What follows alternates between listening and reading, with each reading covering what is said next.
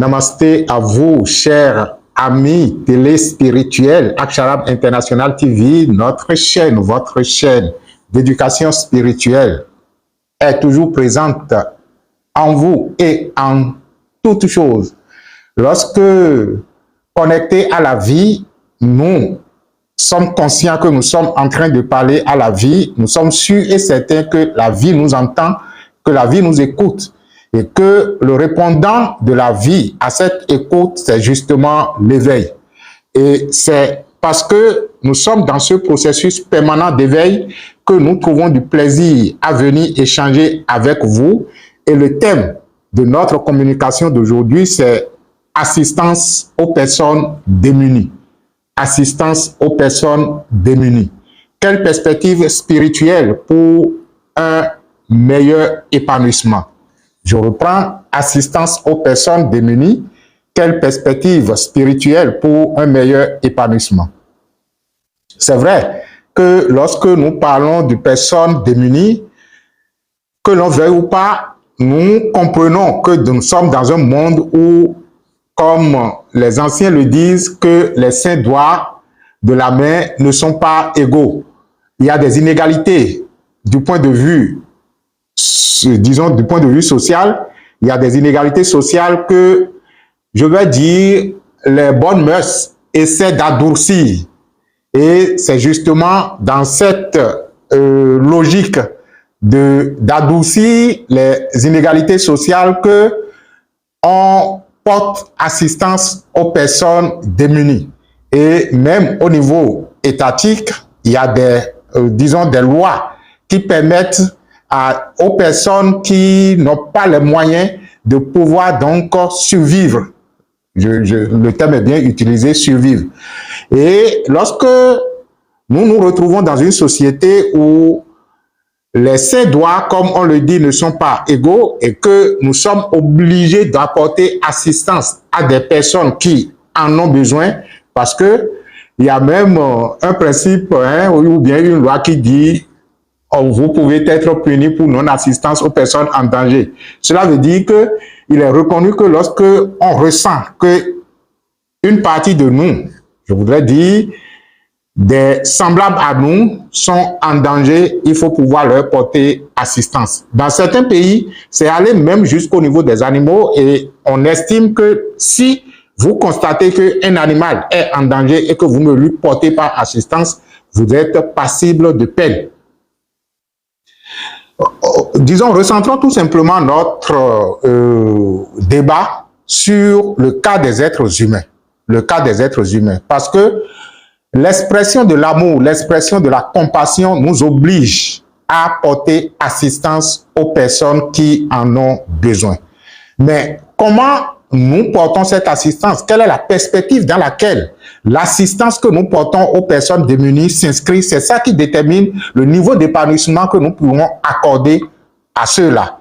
C'est pourquoi il nous plaît d'échanger et d'élever un peu notre conscience sur ce fait, d'éveiller un peu notre conscience sur ce fait pour dire tout simplement que c'est très bien de porter assistance aux personnes qui en ont besoin. C'est magnifique de faire don de l'amour, de faire preuve de l'amour, de faire don de soi, de laisser une partie de ce que l'on a au profit des gens qui en ont besoin. Ça répond au principe, je vais dire, à un principe divin. Ça répond au principe de l'amour, ça répond au principe de la générosité, ça répond au principe de nous sommes les mêmes.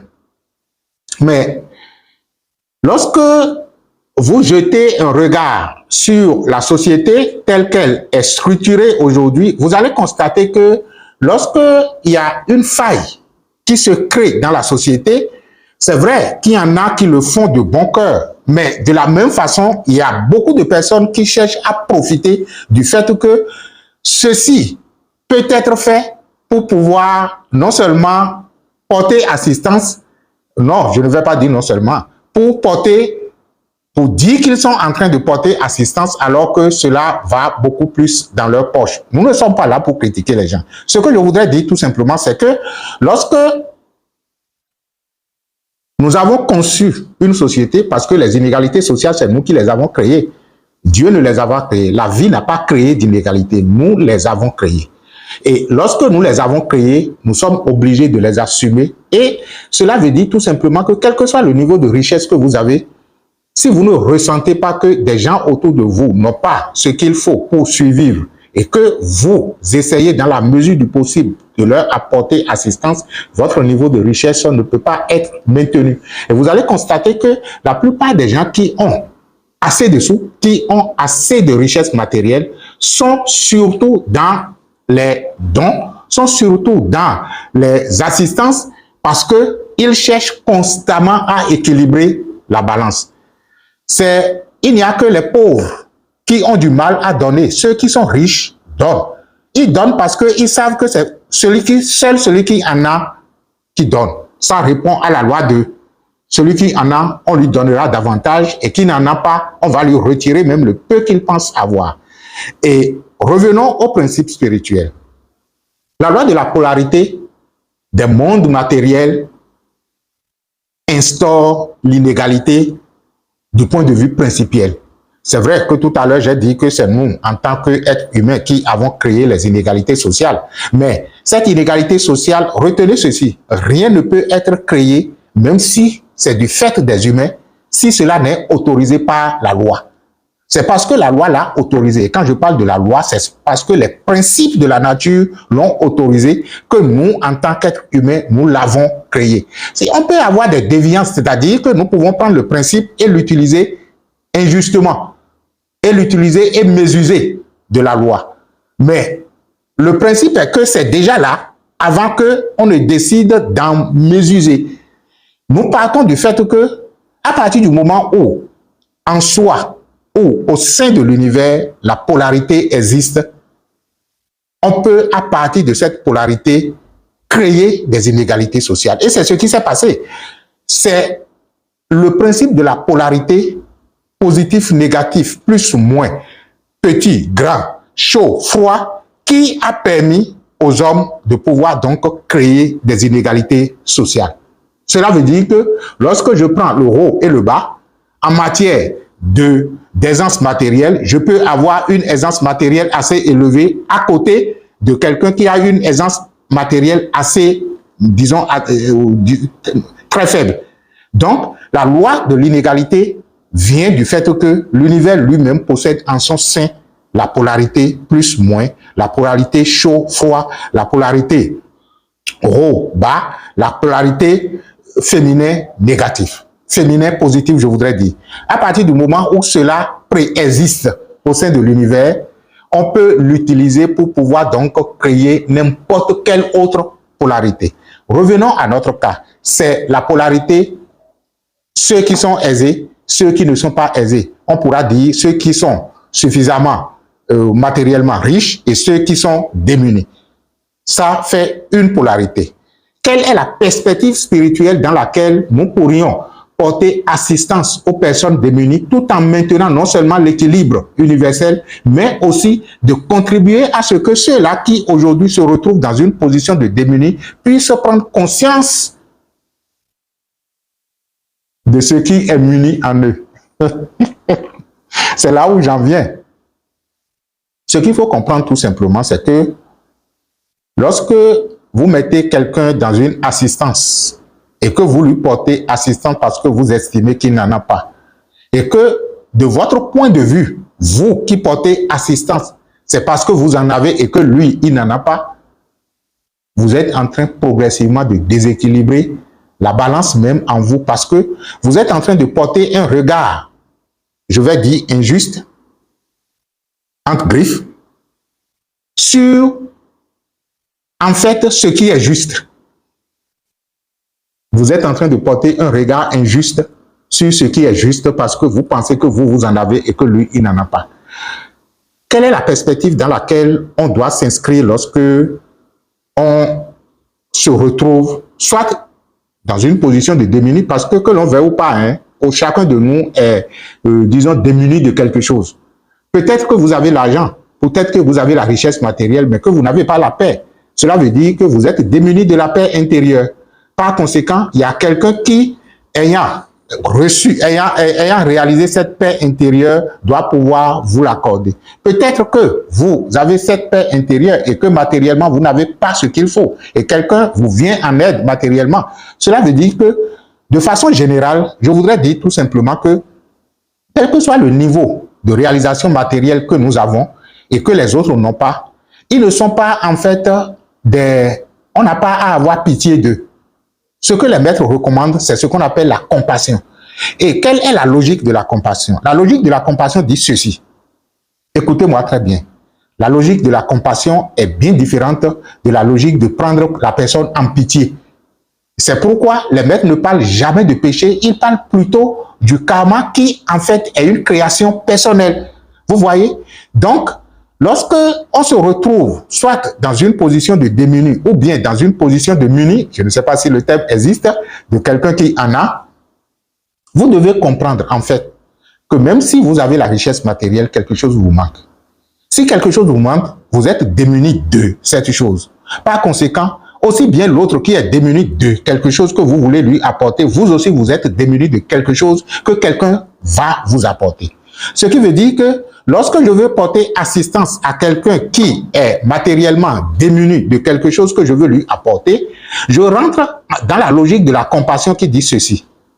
Malgré toutes les potentialités que vous êtes en tant qu'être, vie, unie à la vie, voilà que par ignorance, c'est-à-dire que le fait de n'avoir pas pris conscience de ce potentiel en vous, vous met dans une position de manque. Je reprends la logique. La logique est celle-ci.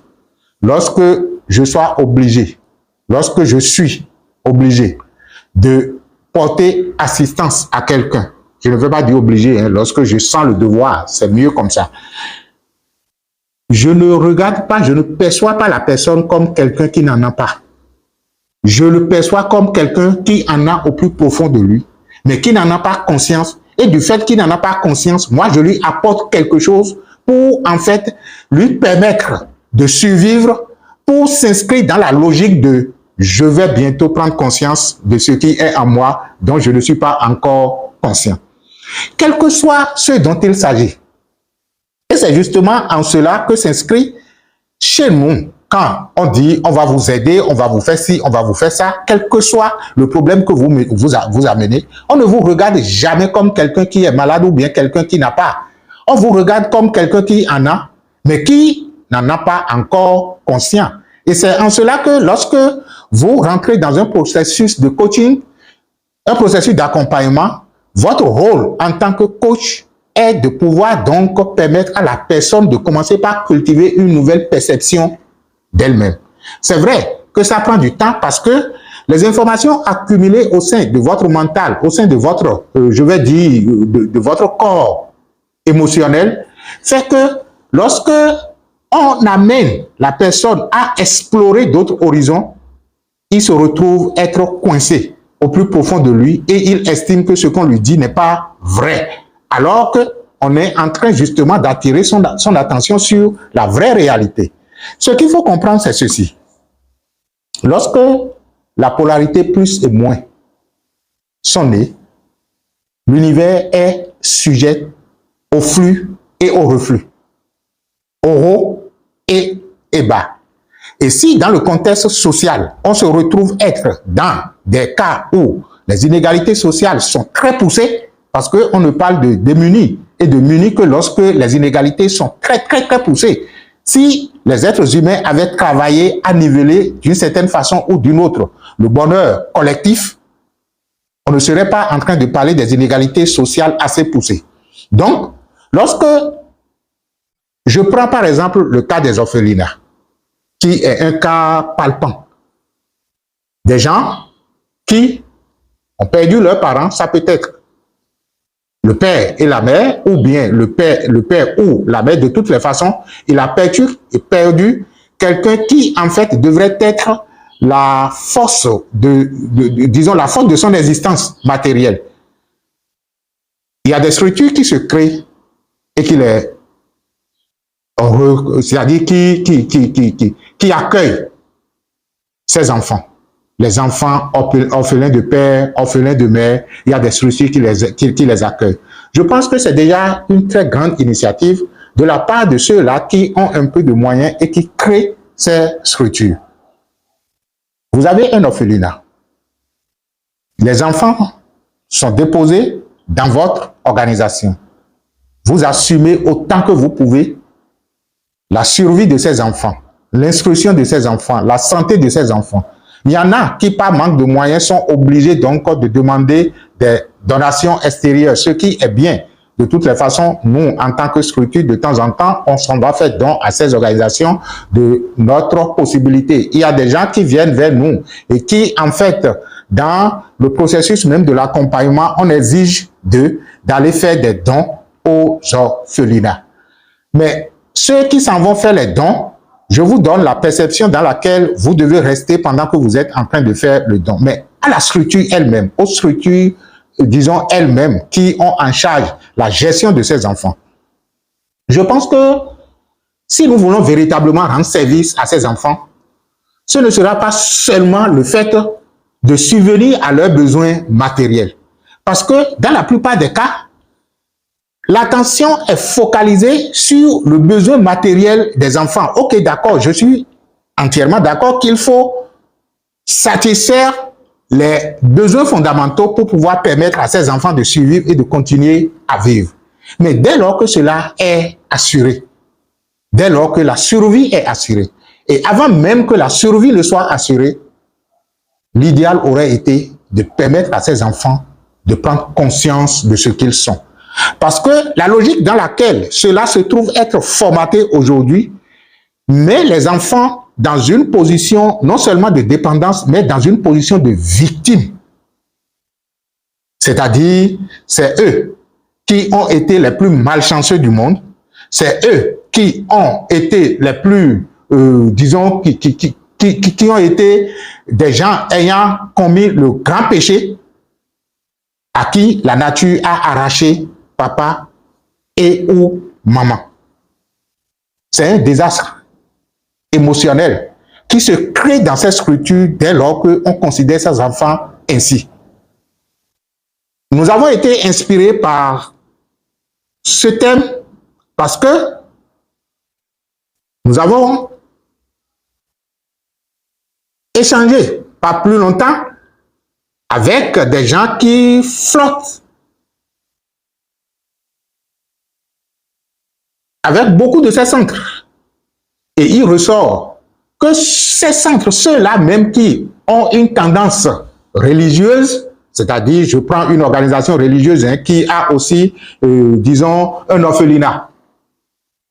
Nous avons constaté que la culture dans laquelle on les élève est une culture donc de victimisation. Ils ou elles sont rendus victimes.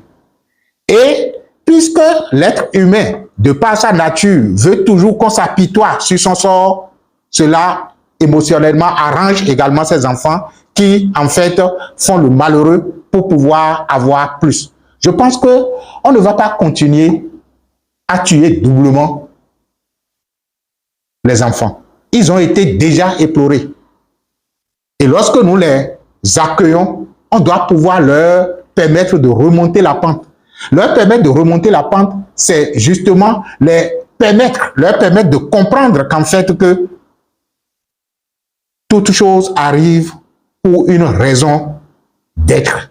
Et que le fait d'avoir perdu papa et ou maman n'est nullement une malchance, mais que cela doit être le point sur lequel ils doivent se baser pour pouvoir réussir leur vie.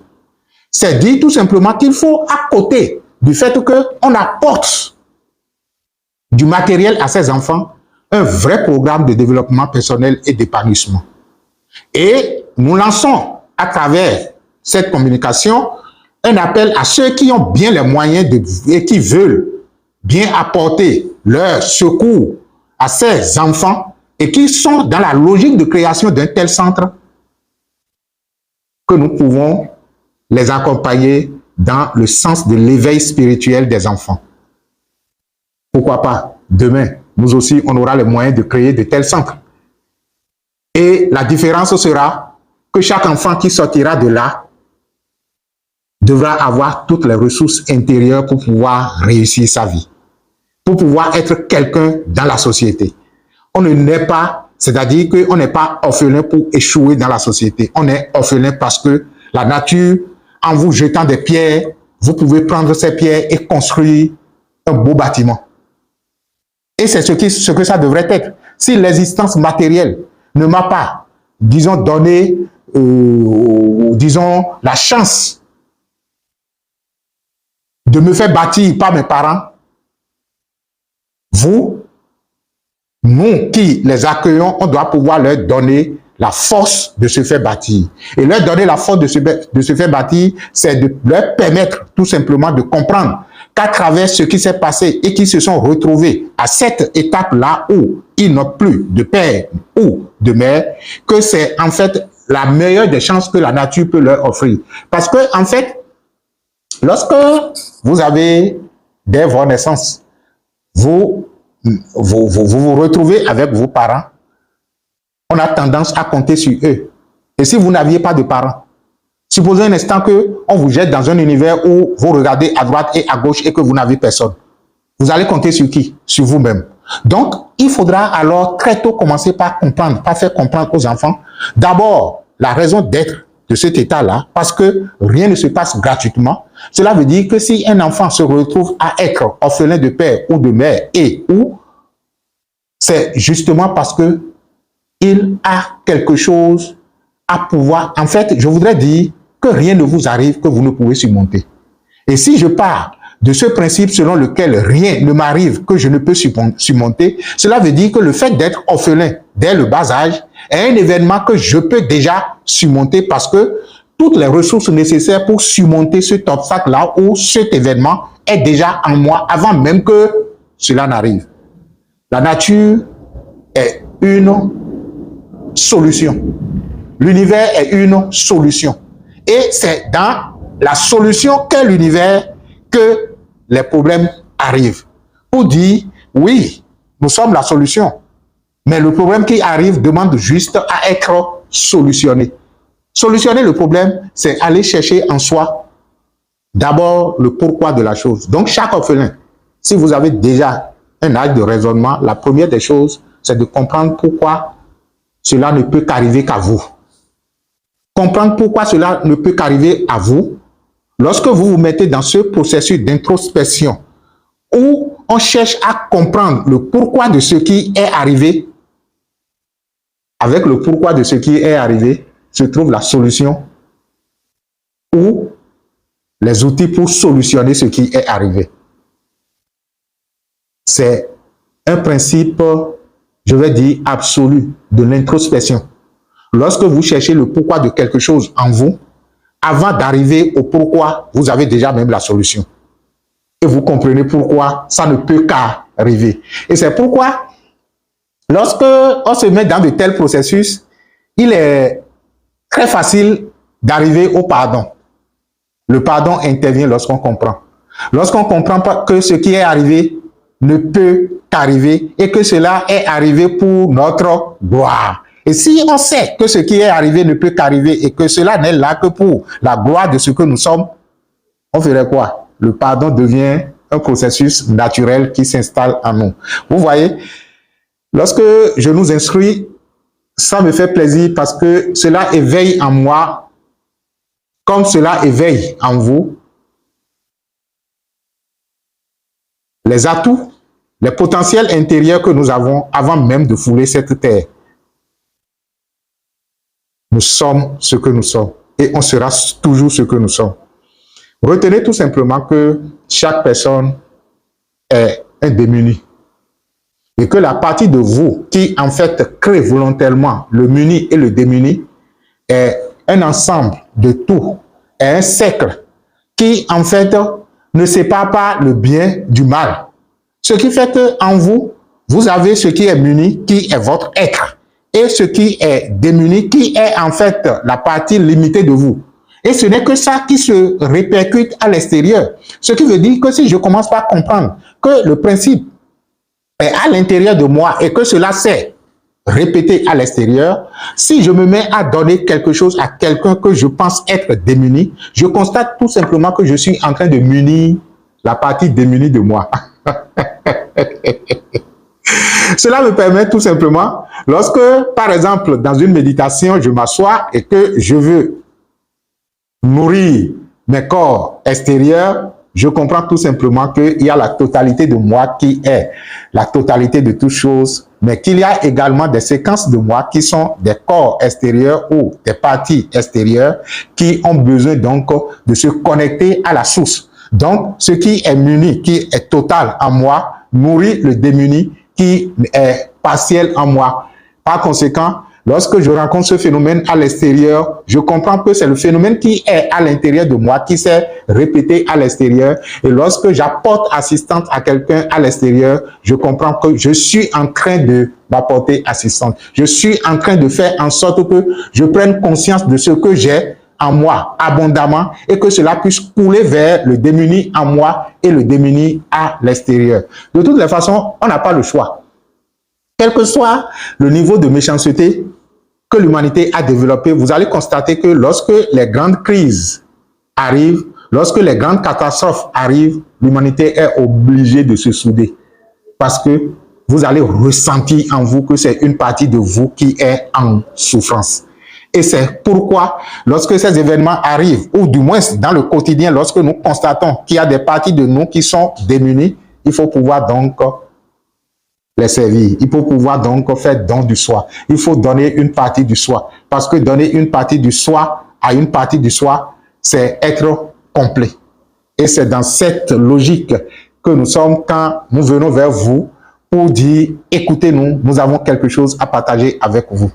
Nous vous écoutons également à travers vos commentaires, à travers donc, disons, vos points de vue. Ça nous permet de remonter la pente, ça nous permet toujours de dire, ah, attention, quelque part dans le monde, il y a quelqu'un qui nous a écoutés et qui a compris que, bon, on peut faire les choses autrement. Nous pouvons autrement éduquer les orphelins. Nous pouvons éduquer autrement ceux qui sont démunis. Nous pouvons éduquer autrement nous-mêmes en nous servant autrement. Vous êtes le muni, vous êtes le démuni. Vous êtes celui qui est aisé, vous êtes celui qui n'est pas aisé. Alors, retrouvez toutes les parties dans cette unité de vous et soyez un. Nous sommes un et que les bénédictions soient.